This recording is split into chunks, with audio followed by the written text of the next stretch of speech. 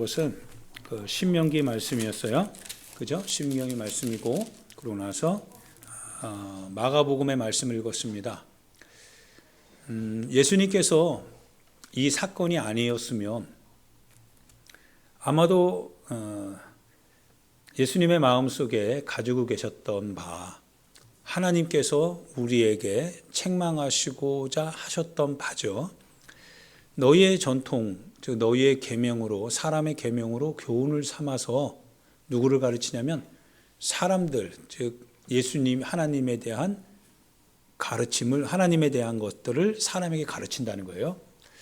하나님에 대해서 말하는데 무엇으로 말하냐면 하나님의 것이 아니라 사람의 것으로, 사람의 계명, 사람의 교훈으로 하나님에 대해서 가르친다는 거죠. 그래서 예수님께서 헛되이 경배한다, 이 얘기를 하는 거예요. 하나님 앞에 갔으면 정말 어려운 일을 만날 수밖에 없겠죠. 경배는 경배했는데요, 헛되이 경배한다라고 예수님이 말씀을 하시더라 이거예요. 예수님께서 알고 계셨던 거죠. 예수님이 보고 계셨던 거죠. 사람들이 경배하는 그 경배를 사람들끼리는 잘했다 칭찬할 수도 있을 것 같지만, 그러나 실제적으로 예수님이 보시는 그 경배는 이제 판단하건대 헛되다, 이 표현을 하는 겁니다. 여러분과 제가 이 헛된 경배를 한다면, 헛된 신앙을 한다면 곤란해지겠죠. 그래서 무엇보다 헛되지 않게 우리는 신앙생활을 해야 됩니다. 이것이 여러분과 나의 실은 신앙의 길에서 우리가 갖고 가야 될 책임입니다. 우리 신앙을 조금 부족하지만 좀 정확한 게 좋죠. 내가 하는 신앙생활이 어떻게 좀 이렇게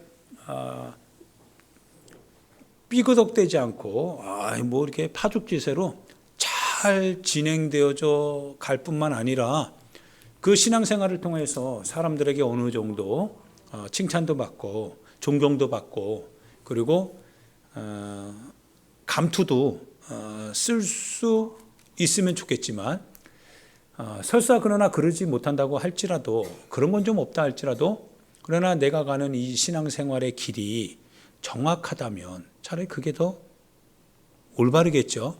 우리가 선택하고 싶은 길이겠죠. 정확한 것, 잘하는 것이 아니라 실은 정확한 게 어떻게 보면 먼저 우선돼야 되겠죠.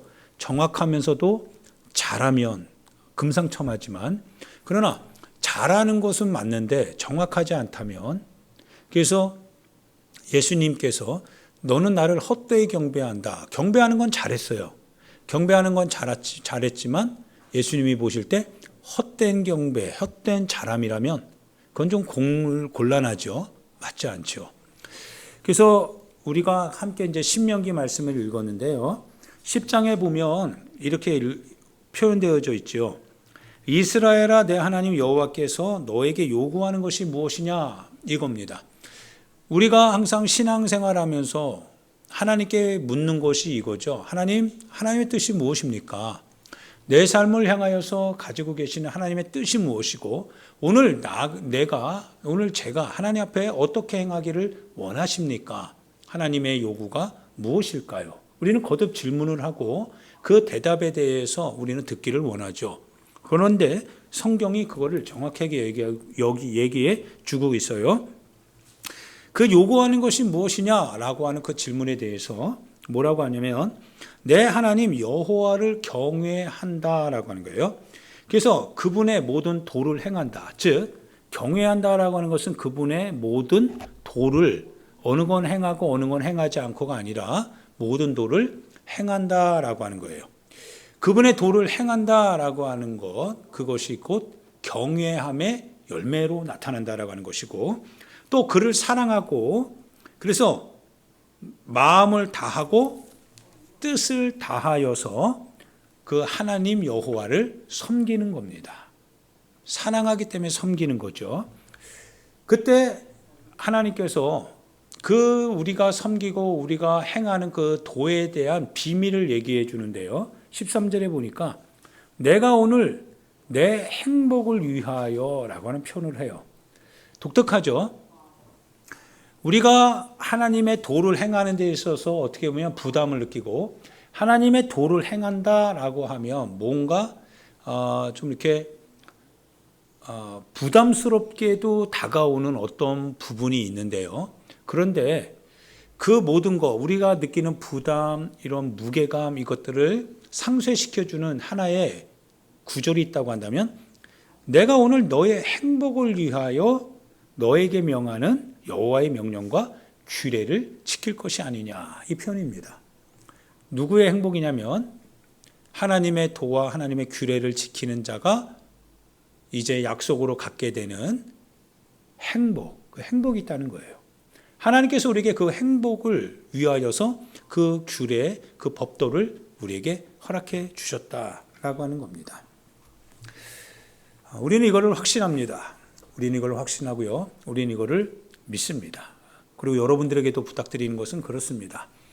여호와의 규례와 여호와의 도에 대하여서 때로는 그것이 우리 육체적으로는 어느 정도의 선에서는 부담감으로 다가오는 경우가 없지 않습니다. 그런데 그 부담감이 느껴질 때 우리는 확신해야 됩니다. 하나님께서 우리에게 주실 행복이다. 무엇인가 하나님께서 부담감을 느낄 만큼 우리가 무게감이 있는 삶을 살아가는 것. 근데 그 주님이 모르시지 않는다.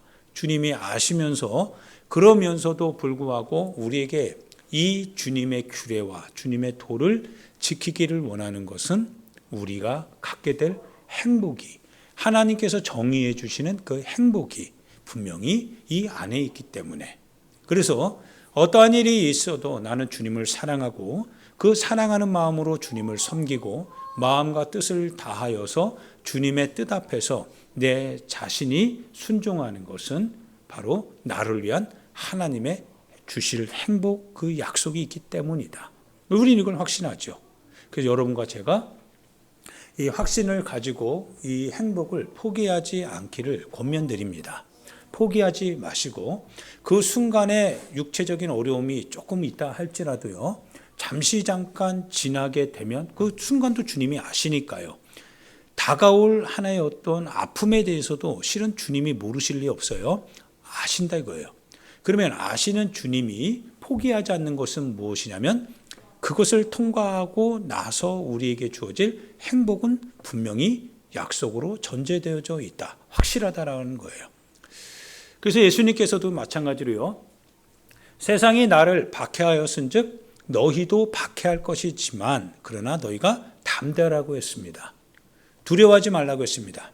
너희가 환난을 당하나 담대하라. 내가 세상을 이겼다. 주님이 이기신 것과 우리가 당하는 환난과 무슨 관계가 있습니까? 무슨 관계가 있죠? 주님이 이기셨다라고 하는 것과 내가 당하는 환난이 아무 관계가 없다고 한다면 우리는 그 주님의 말씀을 우리가 믿고 의지하여서 내가 당하는 환난을 굳이 당할 것 같은 어떤 위기, 그걸 미연에 방지했을 것이다 이거예요. 그러나 주님의 이기심과 내가 관련되어져 있다면 그 이기심이 또한 내가 이기는 그 사건이라면 그러면 주님께서 우리에게 약속하시는 거죠. 예고하시는 거죠. 너희가 세상에서 환난을 피해갈 수는 없다는 거예요. 당할 수 있다 이거예요. 환난을 당한다. 그런데 주님이 우리에게 약속하시는 것은 담대하라라고 하는 겁니다. 담대하라. 내가 세상을 이기었다. 즉 세상을 이기신 주님, 환난을 극복하신 주님, 그 주님이 우리에게 약속을 하고 계신다 이거예요. 내가 이기었다. 내가 세상을 이겼다. 너희가 당하는 환난, 세상으로부터 당하게 될 그 환난 피해갈 수는 없다 할지라도 그러나 두려워하거나 움츠러들거나 그럴 염려는 없다 이거예요. 불안해하지 말라 이거예요. 왜냐하면 세상을 주님이 이기셨다라고 하는 고백이지요. 그 안에 우리의 행복이 있다는 거예요.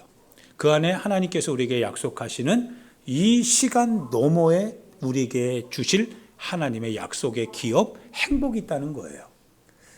그러나 이스라엘 백성들이 실은 우리는 또 걱정하는 건 그거죠. 이스라엘 백성들이 모세로부터 주어지는 이 하나님의 약속, 행복의 약속이 있음에도 불구하고 그러나 막상 이스라엘 백성의 광야의 삶에서 그들이 보고 듣고 하는 것은 현실이죠. 현장이었습니다. 당장에 뭐가 없거든요. 당장에 뭐가 없을 뿐만 아니라 위기도 있거든요. 그러면 그때마다 이스라엘 백성들은 하나님의 약속이 있음에도 불구하고 하나님의 말씀과 하나님의 규례를 따르기보다 세상 현실의 방식을 더 추구해 가기를 원했죠. 어떻게 보면 그들의 삶의 방식이죠. 그 삶의 방식은 뭐냐면 모세로부터 건짐당하기 전 애굽에 있을 때의 그들의 모습이었습니다. 비록 애굽의 노예 생활을 한다 할지라도 뭘 얻을 수 있는 거예요? 바로 고깃가마에서 고기 냄새 그리고 부추 마늘 그거는 얻을 수 있었지 않냐 이거예요. 당장에 먹고 마실 수 있는 당장에 내 실존을 해결할 수 있는 그거는 있지 않냐 이거예요. 명분이 뭐가 중요하냐 이거죠. 하나님의 아들로서 그 아들로서 갖는 그 명분 그분의 뜻대로 살아가는 그와 같은 아들로서의 자격 지금 당장 내가 배고픈데 지금 당장 내가 현실적으로 어려운데 그게 무슨 의미가 있냐. 이스라엘 백성들이 선택했던 건 바로 광야에서 애굽으로 돌아가자라고 하는 이 하나의 길이었거든요. 모습이었거든요. 그와 같은 이스라엘 백성들을 향해서 모세가 뭘 얘기하는 거예요? 하나님이 정말 너희를 광야로 이렇게 끌어냈을 때 너희를 이렇게 불편하게 될 것을 주님이 모르겠냐 이거예요. 주님이 광야를 마치 가나안으로 착각했겠냐 이거예요. 광야는 광야죠. 광야는 광야일 뿐이다 이거예요. 그런데 광야 안에서 하나님은 이스라엘 백성들에게 가나안을 분명히 예고해 주셨죠. 그러나 지금 살아가야 될 지금 현장은 광야 바로 그 자체다 이거예요. 주님 그거 모르실 리 없다 이거예요. 그러면서도 그 광야에서 주님이 우리에게 무엇을 주셨냐면 하나님의 말씀을 주셨습니다. 가나안 땅에 들어가서 주셔도 충분할 텐데요. 그죠? 우리가 어느 정도 행복을 어느 정도 우리가 신앙의 결과를 가지고 나서 그러면서 그 결과 앞에서 하나님의 모습을 우리에게 알려줬다면 당연히 우리는 주님을 믿습니다. 이렇게 할 수도 있을 텐데 그런데 장소는 광야였다는 거예요. 광야 가운데서 하나님의 뜻대로 살아야 된다는 거예요. 하나님의 말씀을 따라 지키며 그분의 규례를 따라 살아가야 된다는 거예요. 너무나 현실과 동떨어진 것만 같은 하나의 어떤 규례고 책임이죠. 불편함을 느끼지 아니할 수 없었던 거죠.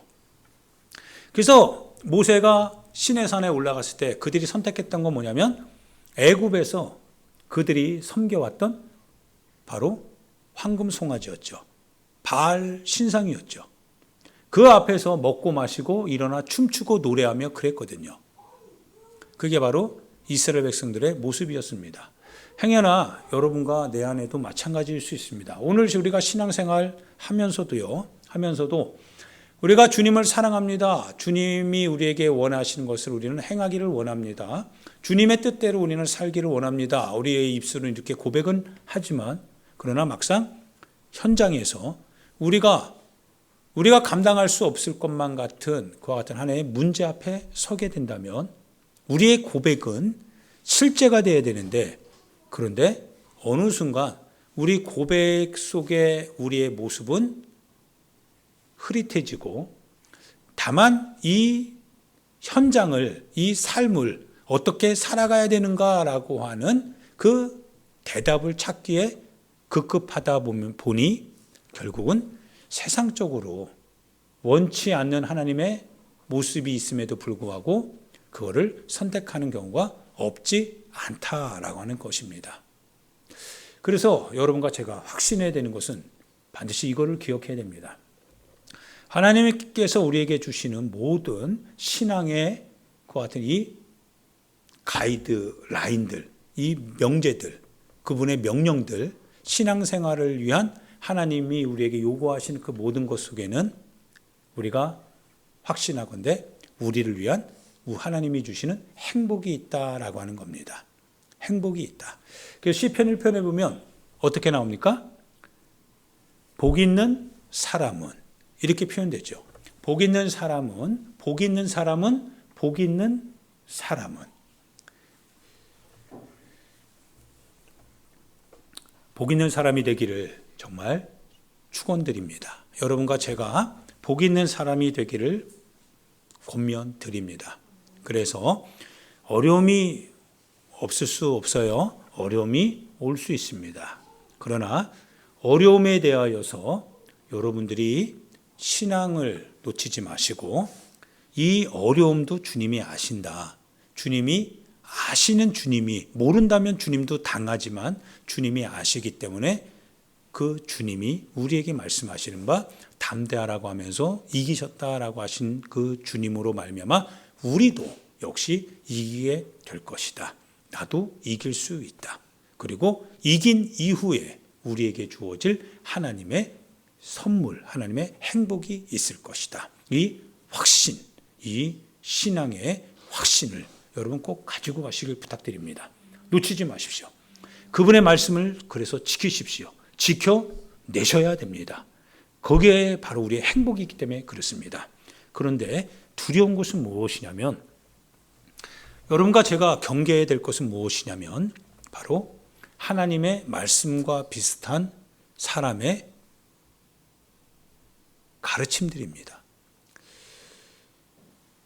여러분이 듣고 싶어하는 것을 듣고 여러분이 여러분의 마음을 이해해 줄 수 있는 것에 대하여서 기다렸었는데 그것을 만나게 될 때 그게 바로 실은 우리가 경계해야 될 내용들입니다.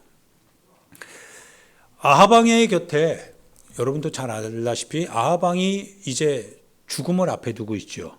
그런데 거짓 선지자가 400명이나 있었고 오직 한 명의 참 선지자가 있었죠.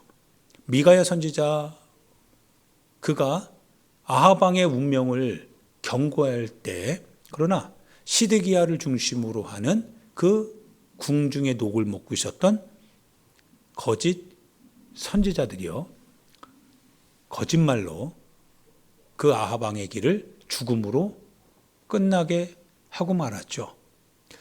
늘 언제나 우리 주변에 이와 같이 거짓된 메시지가 있다라고 하는 사실입니다.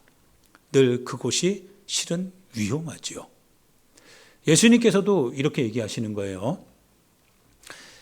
사람들은 얘기합니다. 그 바리새인들과 서기관들이요, 그들이 전통, 그들의 유전, 그 조상들로부터 지켜왔던 하나의 유전이 있었어요. 그 전통이 있었어요. 그게 뭐냐면 씻지 않고 먹지 않는다는 거예요.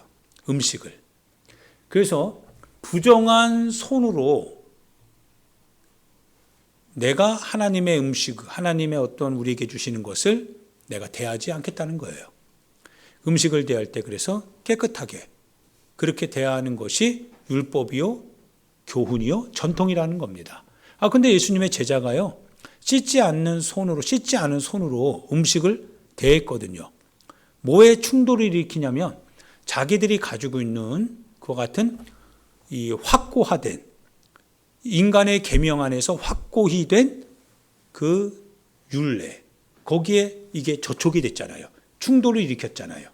그래서 대번에 그들이 이렇게 얘기하는 거예요. 왜 씻지 않는 손으로 먹느냐, 왜 죄 짓느냐 이거예요. 정죄하기 시작합니다. 심판하지요.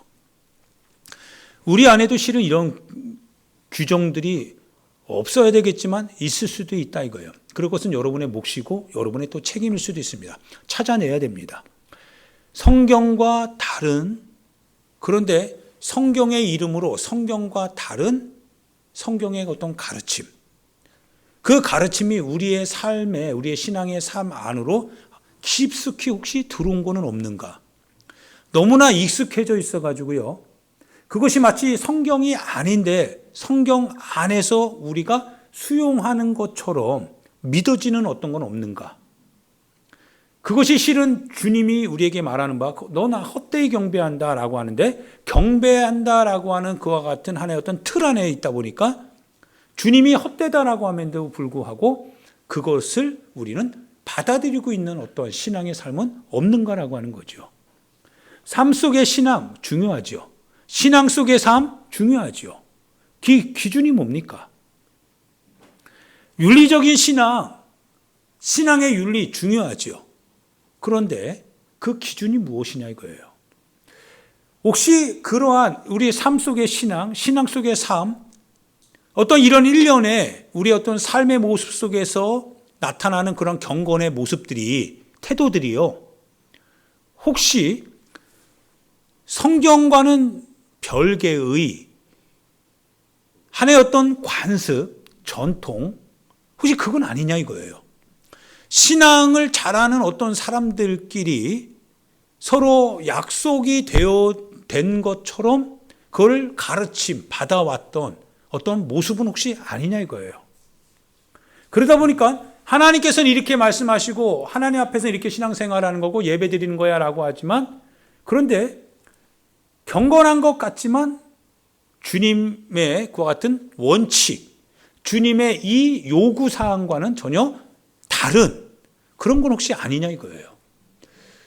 그런데 그게 너무 익숙하다 보니까, 그게 너무 편리하다 보니까, 그리고 그렇게 하는 것이 오히려 신앙생활하는 데 있어서 불편하지 않다 보니까, 그래서 그렇게 하는 게 좋겠다라고 해서 내가 선택했고, 그리고 그렇게 해왔는데 1년, 2년이 아니라 때로는 10년이 될 수도 있고 20년이 될 수 있었는데, 그런데 보니까 그게 아닐 수도 있다 이거예요. 불안한 것은 예를 들면 이런 것도 있습니다. 여러분, 우리가 인터넷으로 예배드리는 거, 그걸 우리가 허용했지요. 가능하게 되어졌지요. 그런데 이것이요, 1년 지나고 2년 지나고 계속 진행되어져 갑니다. 코로나가 끝나고 난 다음에도요, 인터넷으로 예배드렸던 그 사람들이 다른 데 어디 놀러 가는 그 같은 스타일은 바뀌지 않아요. 그런데 그 현장에서 예배 그렇게 드리겠다는 거예요. 그렇게 했으니까요. 그렇게 허용되어졌으니까요. 주님이 허용한 겁니까? 교회, 즉 지도자들끼리 토의해서 허용한 겁니까? 그런데 예배라고 하는 것은 드려졌다라고 서로 선언하고 있거든요. 그렇게 드리는 사람들끼리 자기만 그렇게 하는 게 아니라 주변에 또 그렇게 사람들이 모임을 형성했거든요. 핸드폰 하나 들고요, 텔레비 하나 보면서요, 그러더라 이거예요. 그것이 점점 굳어져 가겠죠. 1년이 지났습니다. 2년이 지났고 3년이 지났습니다. 과연 그렇게 익숙해진 그 신앙의 모습 속에 이미 그 예배를 예배라고 받아들였던 사람들에게서 현장 예배가 절대적이다라고 그들에게 말한다면 그들이 그걸 수용할까요? 그럴 수 없겠죠.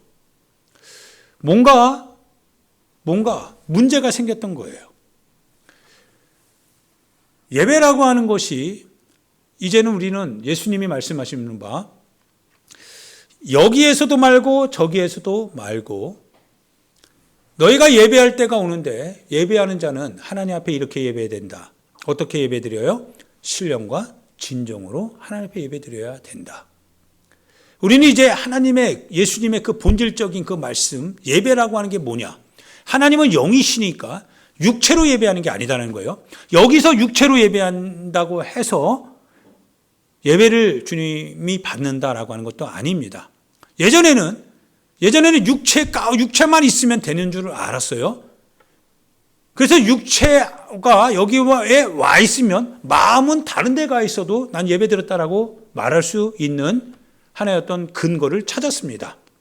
그런데 그게 아니더라 이거예요. 하나님 앞에 온전하게요, 예배 드리지 않는 가운데에서 그럼에도 불구하고 경건의 옷을 입으면 내가 경건하다라고 생각하던 것은 실은 다 무너졌습니다. 코로나가 딱 터지니까요, 그 옷을 벗어던지니까 결국 어떻게 됩니까? 원하는 육체적인 신앙의 길을 선택하더라 이거예요. 예수님 앞에서요, 더러운 손으로, 씻지 않는 손으로 음식을 먹을 때 그것이 정죄당해야 될 항목인 줄 알았어요. 그리고 그 정죄당하는 그 항목을 누구에게도 들이대냐면 예수님께도 들이대죠. 당신의 제자들, 즉 당신이 잘못 가르쳤다 이거예요. 당신이 정말 하나님의 아들이라고 한다면 이 죄 짓는 이 행위에 대해서 당신은 용납해서는 안 된다는 거예요. 만약에 용납한다면 당신은 하나님의 아들이 아니다는 거예요. 왜? 경건하지 않으니까요. 죄를 용납하고 있으니까요. 예수님이 뭐라고 하세요? 그분은 하나님이시죠? 하나님이신 주님이 그 서기관과 바리새인들을 향하여서 뭐라고 하냐면 너희가 사람의 계명으로 교훈을 삼아, 사람의 계명이래요. 하나님의 계명이 아니라 사람끼리 약속된 계명, 사람끼리 만들어낸 신앙의 룰, 사람끼리 너희들끼리 편의를 따라 너희의 형편을 따라 만들어낸 그 하나의 어떤 행동 준칙이라는 거예요. 그걸 가지고 사람을 가르친대요. 그리고 그렇게 행하는 그 사람들, 그래서 그렇게 행하는 사람들은 하나님 앞에 경건하다는 거예요. 하나님의 뜻을 지키고 있다는 거예요. 예수님이 뭐라고 하세요? 너희가 사람의 계명으로 교훈을 삼아 나를 가르치니 나를 헛되이 경배한다라고 주님이 오히려 반격을 가합니다. 헛되게 나를 공경한다는 거예요. 하나님을 헛되게 공경한다는 거예요. 그런데 놀랍죠.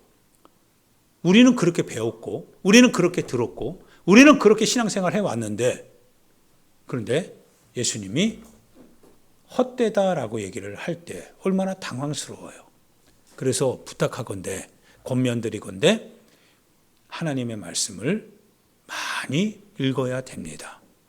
하나님의 말씀을 많이 귀 기울이고 하나님의 말씀을 많이 읽고 하나님께서 무엇을 말씀하시는지 들어야 됩니다. 사람의 소리가 아니죠. 사람의 소리가 아닙니다.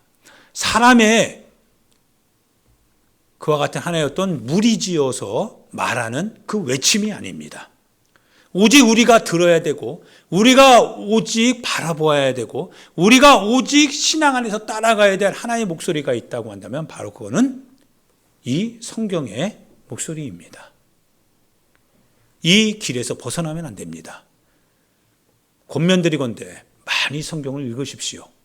성경을 많이 읽고 성경을 계속적으로 여러분 할 수만 있다면 묵상하고 분석하면서 그래서 성경 안에서 주님이 우리에게 가르쳐 주시는 그 길을 가슴에 새기고 내 삶의 방향 지표로 삼아서 우리의 신앙의 길을 정확하게 걸어갈 수 있기를 정말 부탁드립니다. 때가 되면 예수님도 경계하시기를요. 너희가 사람에게 뭐하지 마라? 미혹되지 말라고 말씀하셨습니다. 미혹되지 말아라. 때가 되면 많은 사람들이 내 이름으로 와서 그리스도가 여기 있다, 그리스도가 저기 있다라고 하면서 너희들을 미혹하게 할 것이다 이거예요. 그러나 너희가 이 그리스도가 여기 있다, 저기 있다라고 하는 그 사람들의 미혹된 소리에 너희가 미혹되지 말아라. 주님이 하시는 말씀들이었습니다. 할렐루야. 예를 들면서 이런 얘기를 합니다. 이 서기관과 바리새인들이요 뭐라고 하냐면 우리의 마음에도 있을 수도 있기 때문에 그렇습니다. 너희가 아버지나 어머니에게 드려야 될 그와 같은 어떤 책임이 있잖아요. 너희가 아버지나 어머니에게 드려야 될 그와 같은 뭔가가 있다 이거예요. 그런데 내가 아버지에게나 어머니에게 마땅히 드려야 될 것에 대하여서 이거 하나님께 드렸어. 드렸는지 안 드렸는지 모르겠어요. 어떻게 드렸는지 모르겠어요. 근데 이거를 하나님께 드렸으니까 그러면 내가 아버지나 어머니에게 이거를 드린다면 아버지나 어머니가 유익할 텐데 근데 그거를 내가 하나님께 드렸으니까 뭐라고 하는 거예요?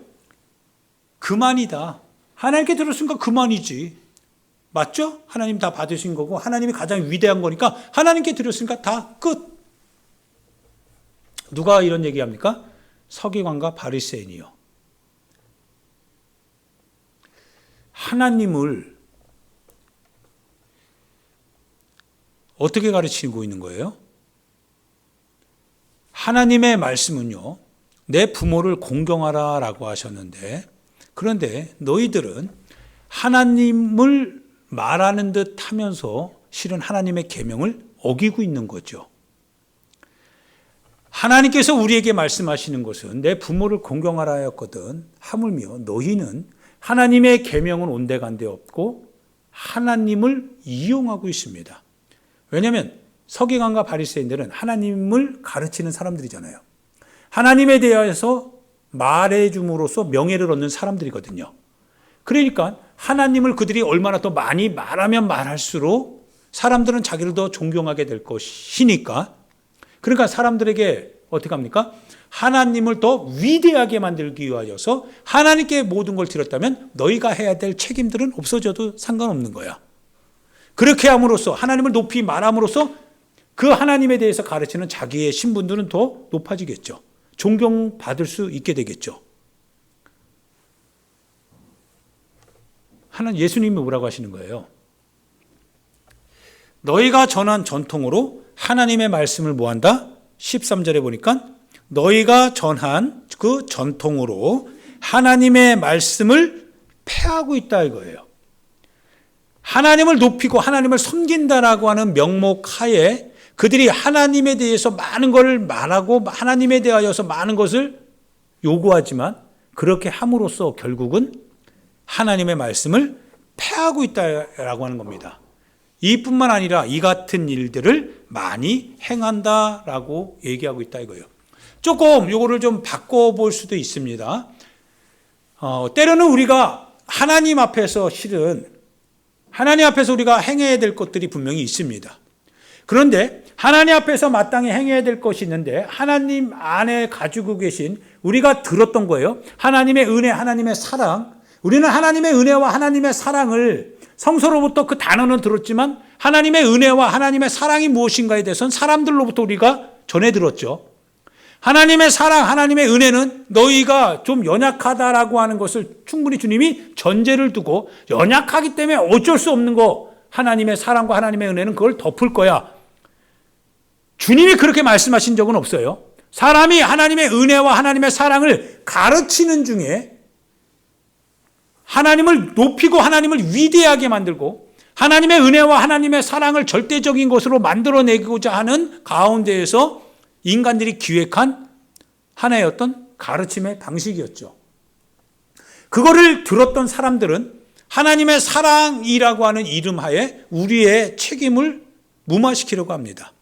우리가 마땅히 하나님 앞에 행해야 될 하나님의 계명과 하나님의 규례를 우리는 행하지 않음에도 불구하고 하나님의 사랑과 하나님의 은혜는 그걸 덮어가기 시작했다는 거예요.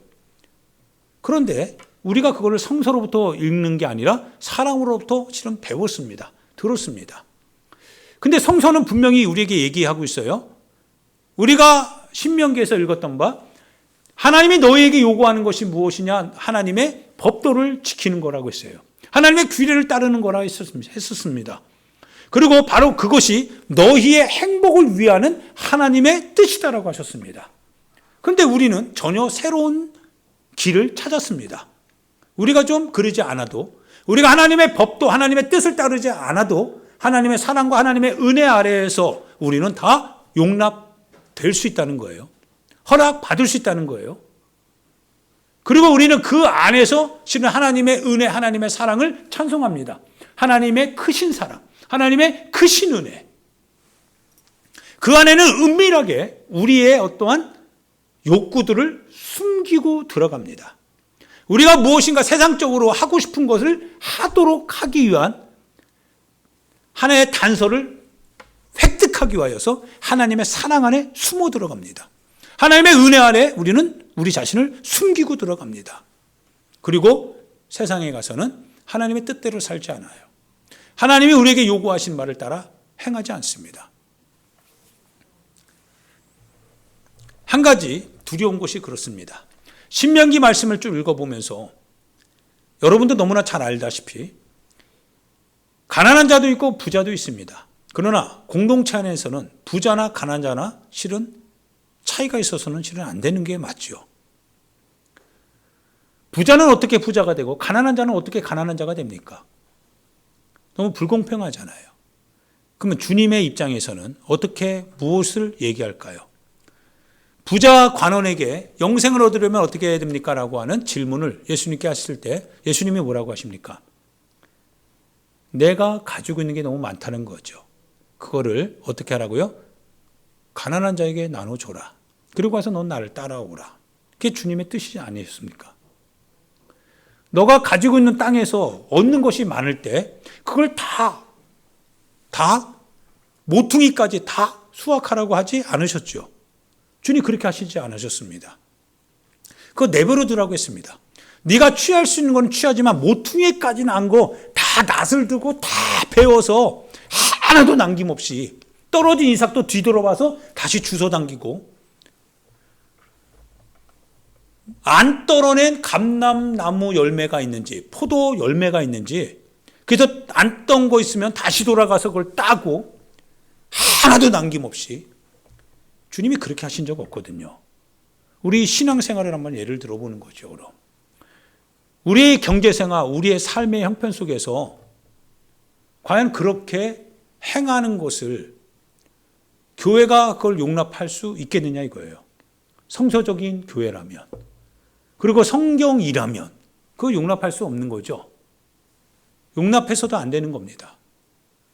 그런데 그렇게 행하는 자기의 행위에도 불구하고 하나님의 은혜, 하나님의 사랑을 누리고 그 은혜를 받았다라고 고백하는 그 사람들의 그 고백과 그 행동은 도대체 어디서 나오는 겁니까?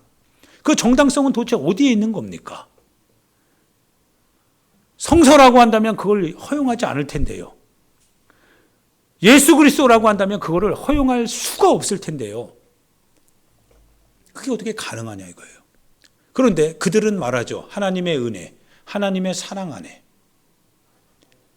나는 구원을 가지고 있다라고 얘기합니다. 누가 그렇게 가르쳤습니까? 성경이 가르친 게 아니라 그들이 사람으로부터 들은 거겠죠. 사람으로부터 듣고 그 사람의 목소리, 그거를 자기가 듣고 싶은 대로 받아들였을 뿐이죠. 그래서 그들은 그런 행위를 하면서 주님 앞에 울고 또 기도할 수 있겠죠.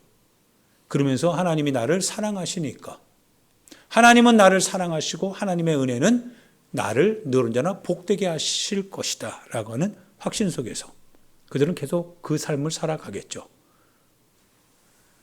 주님은 뭐라고 하시냐면 너가 나를 헛되이 경배한다라고 얘기할 겁니다. 주님 정말 하고 싶은 얘기죠.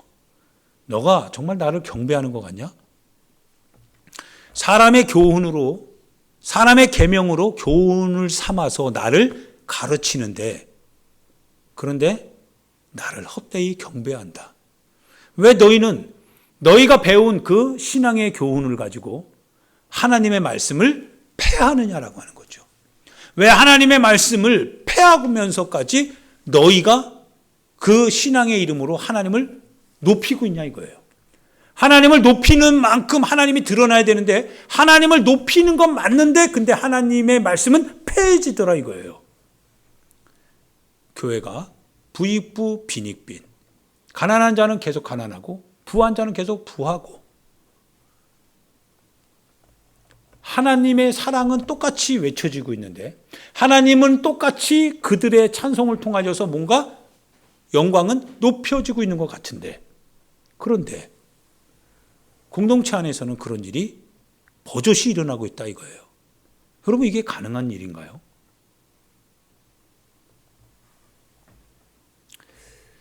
부탁하건대 그래서 꼭 여러분 사람의 목소리가 아닙니다.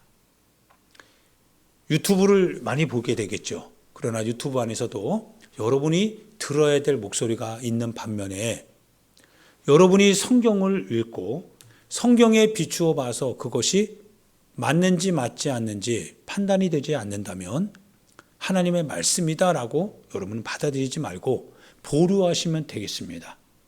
만약에 정말 그 하나님의 말씀이라고 한다면 성경과 분명히 배치될 수가 없습니다. 일치될 것입니다. 마지막 시대를 살아가는 지금 과정 속에 있기 때문에 주님의 시간표가 정말 가까이 왔기 때문에 미혹하는 영들이 지금 그리스도의 옷을 입고 여러분과 내 주변에 지금 활동하고 있습니다. 이 가운데에서 여러분과 제가 살아남아야 되는데 방식은 오직 하나의 방식, 바로 성경적 방식으로만 가능합니다. 성경을 읽으셔야 됩니다. 성경을 계속적으로 여러분 읽어 나가시고 성경을 묵상하고 성경을 통하여서 여러분이 하나하나 점검해 가시길 부탁드립니다. 사람의 교훈으로 사람의 계명으로 주님의 이름을 뒤집어 쓴 채 말해 오는 어떠한 교훈들도 있을 수 있습니다. 그러나 주님은 거기에 대하여서 반문하십니다. 그게 정말 내가 했던 말씀이냐? 그게 정말 하나님이 원하시는 말씀이냐? 하나님의 계명이 맞느냐라고 하는 질문을 주님이 하실 겁니다. 할렐루야. 할렐루야. 마지막 하나의 충격적인 예를 여러분에게 좀 하면서 마무리하려고 하는데요. 미국에서 이슈화되는 것이 앱스타인 사건이죠. 그게 도대체 뭔가라고 해서 전 몰랐습니다. 그래서 한번 그 다큐멘터리 어떤 기자가 그 다큐멘터리를 쭉 찍었는데요. 그걸 한번 살펴봤습니다. 쭉 한번 살펴보는데 피가 거꾸로 솟는 것 같아요. 그런데 그 안에 그 사람들, 연루된 사람들이 여러분이 알고 있는 미국의 대통령들 다 들어와 있습니다. 성조기를 흔드는 그 성조기는 거룩할 수 있을지라도 그 안에 숨어 있는 많은 기독교인이라고 하는 사람들, 그런데 그들의 거짓된 모습은 성조기를 흔드는 가운데 거기에 숨어 있더라 이거예요. 많은 가난한 사람들이 약탈당하고요. 많은 힘없는 사람들이 죽임을 당하고 인육을 먹었다라고 하는 얘기도 있고, 많은 성착취를 당하는 여인들, 어려서부터 어린 소녀들이 임신하고 그거를 이용했던 사람들이 바로 권력과 부, 명예와 정치적인 포지션을 차지하고 있었던 그 사람들이었습니다. 권력 앞에 약소한 사람들은 다 눈 감았습니다. 저럴 수도 있나? 정말 저럴 수도 있나? 성경 위에 손 얹고서 말하던 그 사람들인데 어떻게 저럴 수가 있나? 한국교회도 별반 다르지 않겠다. 한국교회 역시도 힘없는 잘 알지 못하는 불쌍한 성도들이 누군가의 권력에 휘둘려서 그렇게 끌려나가며 그게 맞는 줄 알고 그거를 흔들어댈 때 그들을 통하여서 이권을 차지하고 권력을 차지하고 부를 획득하고 주님의 이름으로 말하지만 주님은 계시지 않는 한국교회가 왜 여기까지 왔을까? 이런 탄식도 나오더라 이거예요. 잔인합니다. 가공스러울 만큼 공포스럽습니다. 힘듭니다. 그래서 여러분들에게 부탁드리는 건 성경을 읽자라는 거예요. 성경을 읽고 주님이 누구신지를 알자. 우리가 말하는 신앙이 도대체 뭔지 그거를 우리가 알자. 주님이 오시는 날 멀지 않았는데, 그런데 주님이 오시는 날 우리가 주님을 섬기는 줄 알았는데 주님이 말씀하시기를 너가 사람의 계명으로 교훈을 삼아 나를 경배했으니 참 너의 경배, 너의 신앙이 헛되다 라고 하는 이 책망을 듣는다면 우리는 갈 데가 없습니다. 정신 우리가 서로 바짝 차려서 성경을 또 마지막 시대를 살아갈 때마다 성경을 더 가까이 하고 사람에게 휘둘리지 말고 사람이 가르치는 그와 같은 명분 좋은 그와 같은 목소리에 여러분의 귀가 솔깃솔깃하지 않도록 좀 차갑지만 좀 냉랭하지만 성경을 한번 펴고 성경을 읽어 나가면서 주님이 뭐라고 말씀하시는지, 주님이 우리에게 뭐라고 말씀을 하고 계시는지 그거를 유심히 보고 듣고 가슴에 새기고, 그래서 신앙생활을 통하여서 여러분이 하나님이 말씀하시는 바 너의 행복을 위하여, 너의 영혼의 행복, 너의 삶의 행복을 위하여 내가 말하는 이 모든 규례를 너희가 지키기를 원한다라고 하는 그 주님의 규례를 내가 사랑하는 마음으로 몸과 마음과 뜻을 다하여서 그걸 지키고자 하는 가운데 그분의 행복이, 우리를 위한 그분의 행복이 성취되는 그 은혜가 여러분과 제 안에 있기를 예수님의 이름으로 축원드립니다. 같이 이 시간 사랑하는 여러분 기도하겠습니다. 하나님 앞에 이 시간 기도합니다. 기도할 때 성경의 사람이 되게 해달라고 기도합시다. 성경을 읽고 성경을 들여다보며 무엇인가 어떤 것을 선택하고 결정하기 전에, 그러나 그것이 내 인생에 영향을 미칠 것이다라고 하는 불가피한 그 같은 결과를 우리가 두려워하기 때문에 성경에게 묻자. 성경의 판단을 기다려보자. 성경이 무엇을 우리에게 말하고 계시는지 그와 같은 기준을 여러분과 제가 분명히 갖고 살아갈 수 있게 해달라고, 주여 내 영혼이 가야 될, 내 영혼이 만나야 될 내 인생의 길의 끝지점에서 주님 나는 성경대로 살아왔다라고 하는 것이 하나님 인정될 수 있도록 그렇게 역사해 달라고, 이끌어 달라고 우리 주여 한번 무릎 꿇이 하나님 앞에 기도하도록